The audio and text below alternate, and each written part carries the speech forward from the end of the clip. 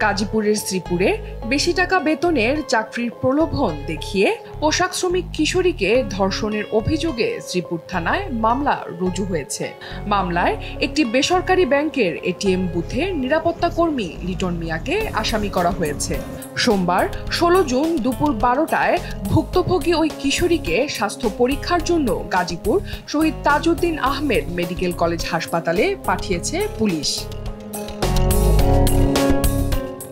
অভিযুক্ত লিটন মিয়া ময়মনসিংহের গফরগাঁও পাগলা থানার ডুবাইল গ্রামের আব্দুল আওয়ালের ছেলে। শ্রীপুর উপজেলার মুলাইত গ্রামের আতাবুদ্দিন মুসার বাড়িতে ভাড়া থেকে বেসরকারি একটি ব্যাংকের এটিএম বুথে নিরাপত্তা কর্মী হিসেবে কর্মরত ছিলেন তিনি। ঘটনার পর থেকে লিটন মিয়া পলাতক।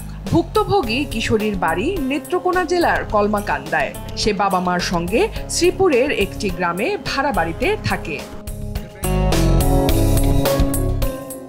রবিবার ১৫ জুন সকালে উপজেলার তেলিহাটি ইউনিয়নের মুলাইত গ্রামের একটি বেসরকারি ব্যাংকের এটিএম বুথের ভেতর এ ঘটনা ঘটে। এদিন রাত 11:30টার দিকে কিশোরীর বাবা বাদী হয়ে মামলা রুজু করেন। শ্রীপুর থানার অফিসার ইনচার্জ শামীম আক্তার এ তথ্য নিশ্চিত করেছেন। সে তাকে একটা চাকরি দেওয়ার প্রলোভন দেখে তাকে ওই বুথে বসে রাখে। এরপর তার বাবা মা আসলে তাদেরকে বলে যে তালা স্পিনিং মিলছে তাকে 12,000 টাকার বেতনে একটা চাকরি দিবে, তাদেরকে চলে যেতে বলে। সেই ক্ষেত্রে ভিকটিমের বাবা মা চলে গেলে সে বুথের ভিতরে তাকে ধর্ষণ করে। মামলার এজাহারে ভিকটিমের বাবা উল্লেখ করেন, তার মেয়ে স্থানীয় একটি গার্মেন্টস কারখানায় মাসিক 6,000 টাকা বেতনে কাজ করত। কাজের প্রয়োজনে মাঝে মধ্যে সে পাশের একটি বুথ থেকে টাকা উত্তোলন করত। এক পর্যায়ে ওই বুথে দায়িত্বরত নিরাপত্তা কর্মী মোহাম্মদ লিটনের সঙ্গে তার পরিচয় হয়। রবিবার ১৫ জুন ভোর ৬টার দিকে সেই ব্যক্তি ভিকটিমের বাবাকে ফোন করে মেয়েকে সেখানে পাঠাতে বলেন এবং দ্বিগুণ বেতনের একটি চাকরি দেওয়ার আশ্বাস দেন। ভরসা করে বাবা মেয়েকে সেখানে পাঠিয়ে দেন।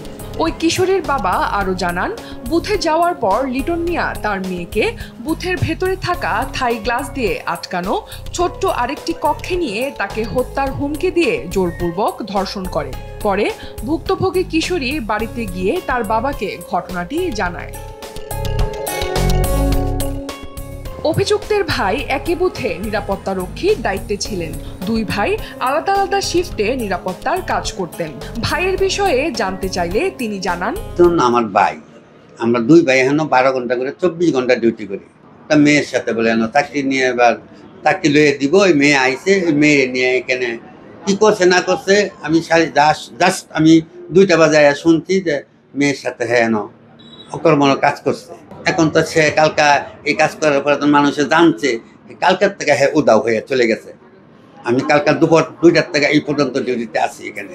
এই ঘটনায় শ্রীপুর থানার ভারপ্রাপ্ত কর্মকর্তা মোহাম্মদ আব্দুল বারিক জানান, এই ঘটনায় কিশোরীর বাবা একটি ধর্ষণ মামলা করেছেন।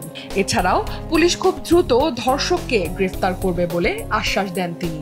পরবর্তীতে তার বাবা আজিজুল হক সন্ধ্যার দিকে থানায় আসলে এই বিষয়ে একটি নারী ও শিশু নির্যাতন দমন আইনের 9 রেখে একটি মামলা রুজু করা হয়েছে।